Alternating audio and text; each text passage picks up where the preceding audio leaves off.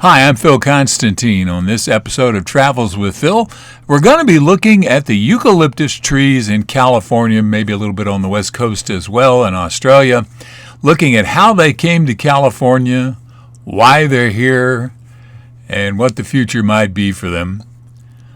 I know I saw a posting on Facebook the other day where someone was asking, they had a picture of a eucalyptus and they were asking what kind of tree it was. And I posted that it was a eucalyptus, being fairly familiar with them. And I posted a story that I had heard about how they got here. Now, I've been hearing this story since about the 1980s, maybe 81, 82, somewhere in there. So, it's been 40 some odd years that I've been hearing this story, but never really saw any verification of it. So I started doing a little research, and yes, indeed, the story I've heard is pretty much true. What happened was eucalyptus was growing naturally in Australia. It had been there for a long time. The Australians were using it for all kinds of purposes.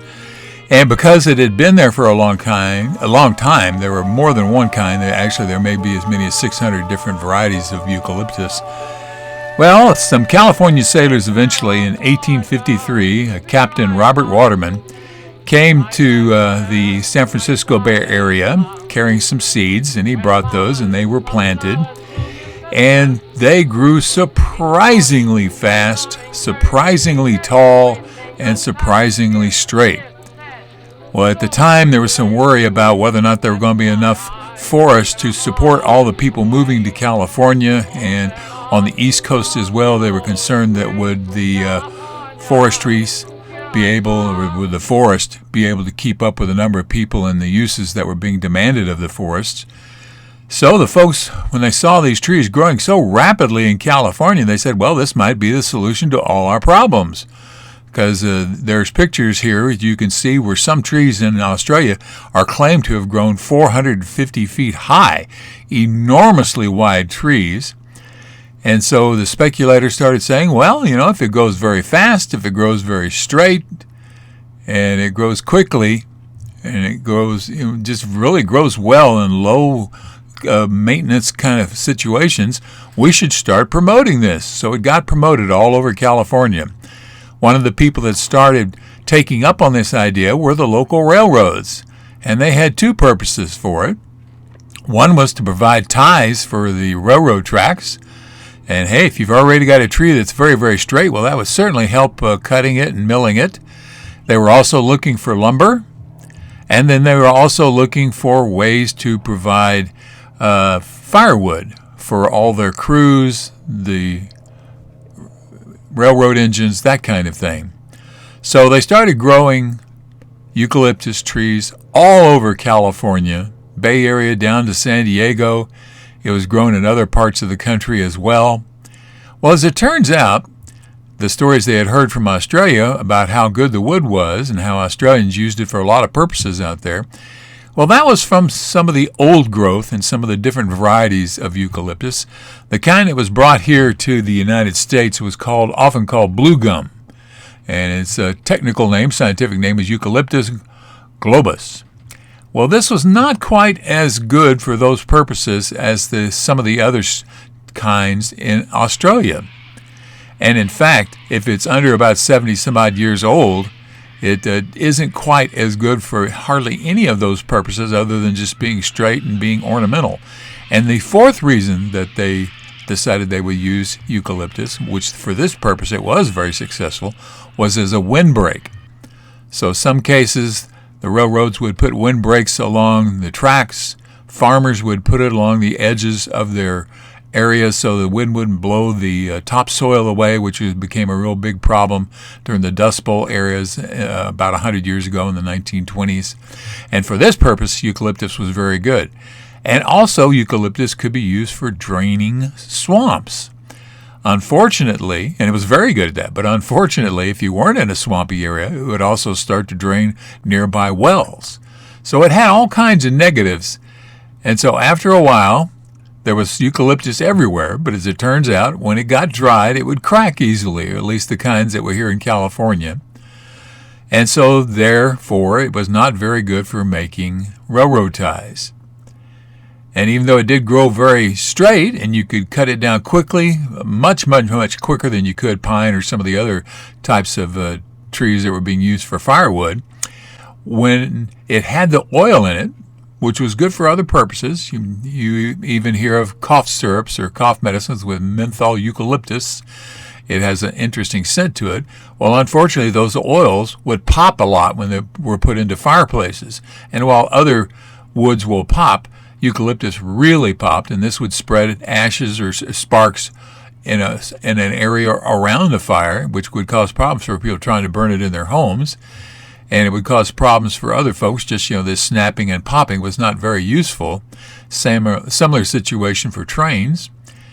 And for other purposes, well, it turns out they were being told it could cure all kinds of ills. Well, there are certain aromatic sensations that are useful, but it wasn't really quite as useful as a lot of people put it out to be. But the groves were planted. They're interesting, scenic, and they also grew very quickly. So that's why you see them all over California. Now, one of the modern day problems is that they do tend to shed. And the bark comes off in little sheafs kind of things. And unfortunately, they're lightweight. They can float when there's a good breeze. And during a forest fire, they can spread very quickly, taking sparks miles away from their original location. In fact, there was a massive, disastrous fire in 1991 up in the Bay Area where several people, in fact, maybe 24 people were killed. And one of the contributing factors for this was the eucalyptus. It grew so much and had the barks that shed off that made an excellent fuel source for the fire. And because it was so lightweight, it floated and spread very, very quickly. So yes, indeed, the eucalyptus came to the United States for purposes that seemed positive. Even the military up in the Bay Area used it to hide their artillery supplies and to cover up some of the landscape, make it less visible. Unfortunately, it grew so well, I actually had to wind up going back and cutting some of it down because it grew so fast that it blocked some of their military installations.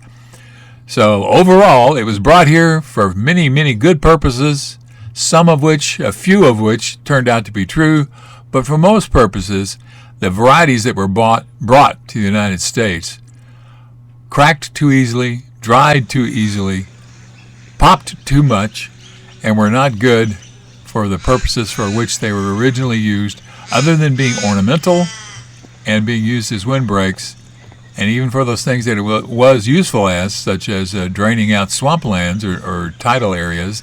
It could also dry out your well in the process. But that's how eucalyptus got here to California. It grows very quickly, sort of hard to get rid of once you start growing. And when they brought it over here, they brought it as seed, so none of the natural predators came with the trees. So they had no natural competitors here, no predators that would go up against it when they first started growing, and that's why they grew so rapidly, and that's why to this day, when you travel over parts of California, you will see these entire little areas that are just completely sprouted with eucalyptus trees. And in fact, the world's densest grove of eucalyptus trees is at the Berkeley University up in the Bay Area. I live in San Diego, and they're all over. In fact, speculators planted them in Torrey Pines in hopes that it would be a big cash cow. And it never turned out to quite be as productive as they thought. And now that area is the UCSD, or University of California, San Diego campus, where you still can find plenty of eucalyptus to this day. So that's how the eucalyptus got here. And that's why you don't see it being used for a lot of purposes other than just to look very interesting and nice and to perhaps still be a windbreak.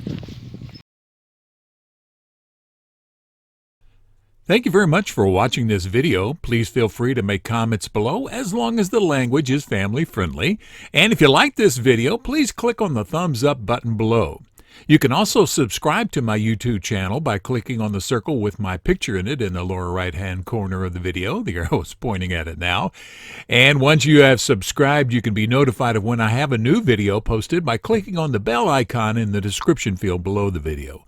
Thanks again for watching.